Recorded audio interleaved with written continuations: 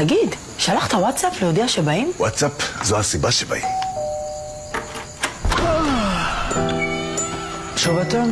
מה עכשיו? מה, הערנו אותך? תתקדמו. תתקדמו אתם. תנו ללקוחות שלכם וואטסאפ לבנקאי האישי. לא הבנתי. איך הוא וואטסאפ לבנקאי האישי אם אין לנו בנקאי אישי? בנקים, אולי תפסיקו להרדים את כולם עם שירותים ומוקדים מוזרים? בואו תשאירו להם נומי נומי וזהו. נומי? לא התכוונתי ליטרלי.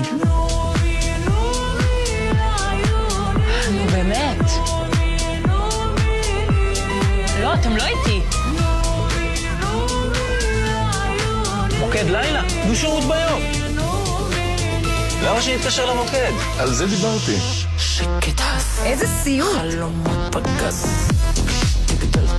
לא הבנתי כלום. החיים הם לא קרקס. בקיצור, אם הבנק עושה לכם נומי נומי, תתעוררו ותעברו. וואטסאפ לבנקאי האישי.